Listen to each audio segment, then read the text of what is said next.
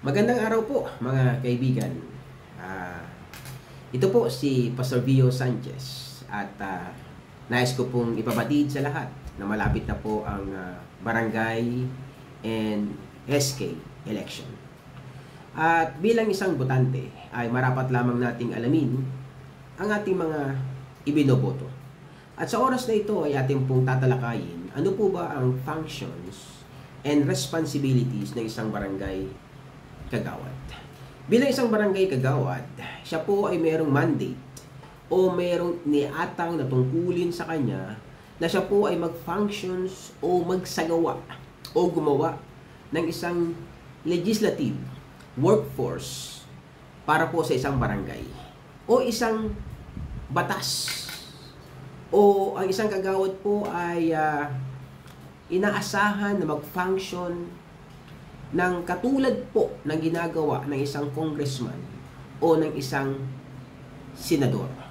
Siya po bilang isang kagawad ay ina-expect na makalikha ng isang batas o ordinansa o makapag-sponsor ng isang resolutions o ordinances na may kinalaman po sa mas ikaaayos ng isang barangay kung saan po siya ay ibinoto at inahalal ng taong bayan.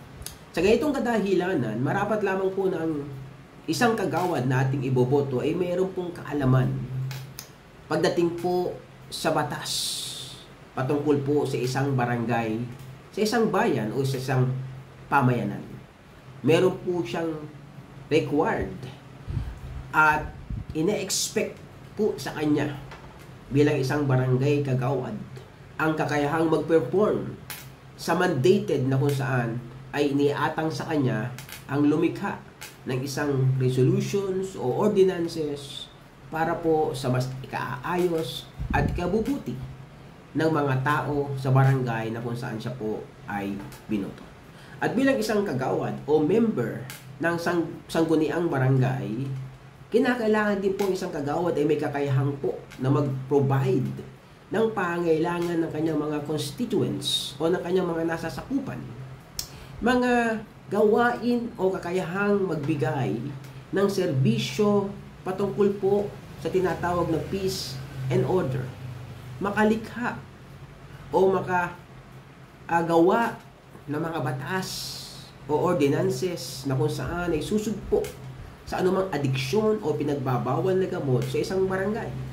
O di kaya ang isang kagawad ay mayroon pong kakayahang mag-maintain ng kaayusan, kalinisan ng isang barangay o yung tinatawag na beautification ng komunidad.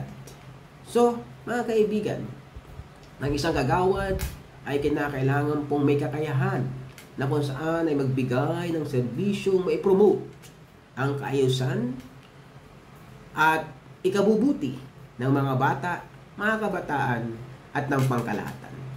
At bilang isang kagawad, siya po ay ine-expect na mag-assist o tumulong sa barangay captain o kapitan ng barangay upang magampanan ang serbisyong totoo at serbisyong makatao at prinsipyong tapat.